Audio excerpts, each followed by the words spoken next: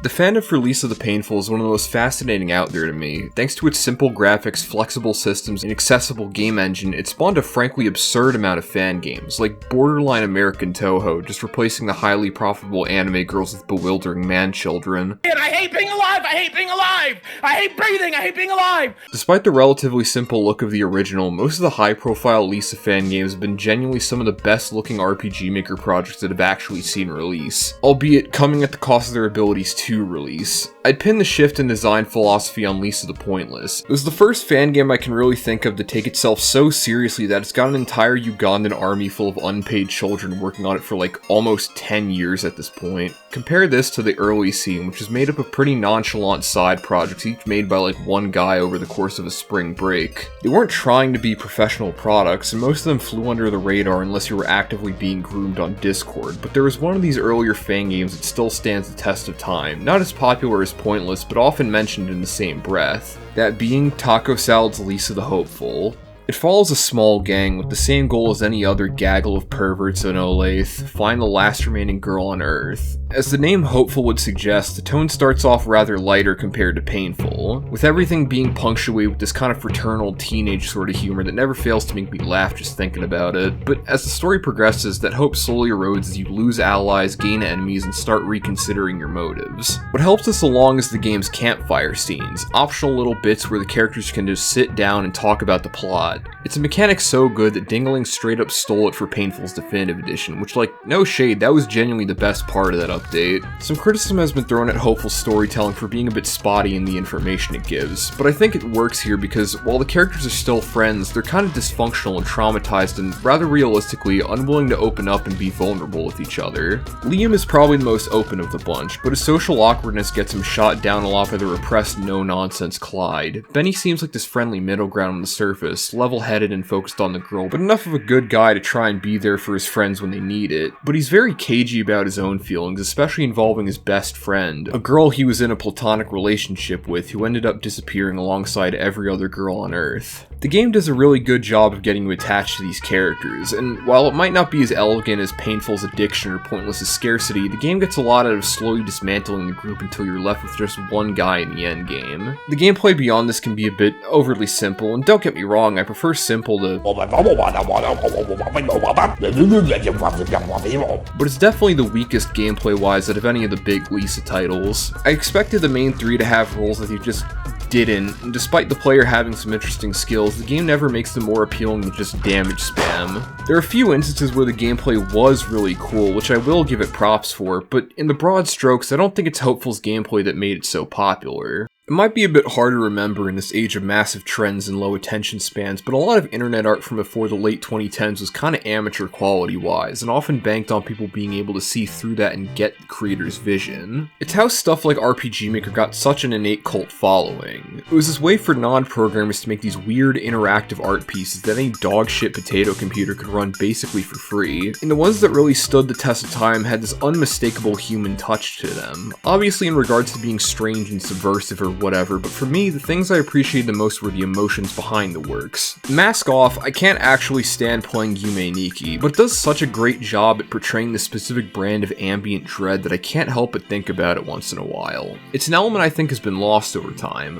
Most people nowadays live on the internet, watching and playing and thinking the same stuff as everyone else in their favorite echo chamber. Not only does this end up with algorithms never promoting anything new, but it also leads to creatives not really having any meaningful insight to share. If all you do is play video games, and the video games you'll end up making will be mind-numbingly derivative of others. More Dark Souls, more Stardew Valley, more Lisa the Painful, all reduced to their most surface-level traits without the spark that made it all work in the first place. It sounds like I'm being cynical, but beyond the inexperience, I'd say a lot of lack of originality has more to do with the fear of offending overly sensitive wackadoos. People will flip their shit towards anything even remotely new or challenging, and if you've seen any of the discussion around Hopeful, you'll know there's this big elephant in the room regarding its depictions of sexual assault.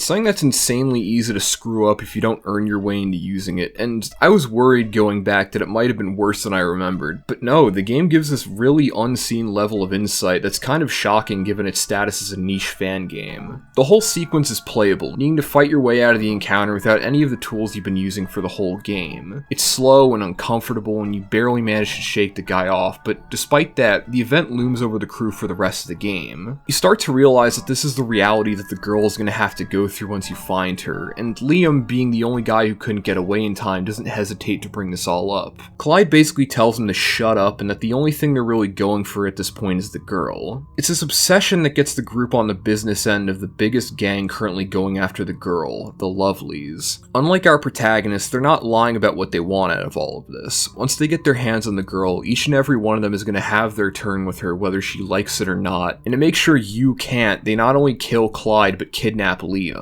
By the time you rescue him, he's been so traumatized by what he went through and the fear of being judged by his friends for opening up that he ends up taking his own life. Lisa's setting is ultimately one about men, and what it exactly means to be one. Brad is his father's son, the city is smotheringly flamboyant, and the pressure to ignore everything in order to get the girl is what got Benny's friends killed. There's more ways this runs throughout the game, like the masculine escapism of the gangs, Benny's platonic relationship with women, or the heavily assault-coded subtext of the Joy Mutant endings, but at its core, it's the emotional vision running throughout all these things that continues to drive Hopeful to the top. It's what sticks with you more than a game's exact mechanics and story, and it's also the kind of thing that drives a fandom. Despite Pointless being more popular than the modern Lisa fanbase, I'd say Hopeful is the most popular game outside of it. For historical context, Painful is the sort of nexus point between game nerds and character nerds. It's a very rare kind of fan base to have, when you only really see happen with these sorts of culturally sensational franchises. But Painful is able to pull it off as an indie thanks to a seamless marriage between its story and gameplay. So I see everything that came afterwards as a sort of divorce between these two halves. You can call it a matter of Hopeful coming out earlier into the fandom's lifespan, and I wouldn't necessarily disagree, but I'd argue that the fact these people have played Hopeful is enough to elevate them just above a casual fan. Most people not only don't play fan games, but most people who do don't become so fervently attached. So I can't help but try and identify the ways the more character-focused side of the fandom just didn't stay with it. This isn't to say Pointless is devoid of emotional context, far from it, but when it comes to inspiration, most people are going to take away the most surface-level aspects of a work's appeal. Pointless's strongest aspects are in how technically impressive it is. Its combat was complex, its world was tactile, and the graphics continue to be leagues above everything around it. Play any modern fan game and you'll notice all the aspects I've mentioned in their DNA, whereas Hopeful's appeal is more rooted in the kind of messy drama regarding its characters and themes. And with how dark and personal those topics can get, it's significantly harder to follow up whatever Hopeful did, so unless you want to count the fan games that took its whole three-man band approach, which I wouldn't, then most of the works you can really point to as inspired by Hopeful are works about itself, like animations and fan art and pornography. I went at length in the last video about how Pointless's game design serves a very specific vision, so when you just kind of strip that design from its original context, it can end up losing a lot of what made it work. I bring this all up not to shit on free fan games made by people just trying to have fun, but as a reminder to the upcoming wave of people trying to sell games inspired by these works that nothing really exists in a vacuum. The world and tone and even mechanics of a game all work together to achieve a cohesive vision, and if you don't have a vision for what you want it to look like when it all comes together, it's not really going to come together at all. So ultimately, know what you want to make, and even if it's controversial, make it true to yourself, because when the dust settles and everyone forgets your game's mechanics and design and story, what's going to stick with them is the joke about the dude who died choke jerking. Like, isn't that fucking hilarious?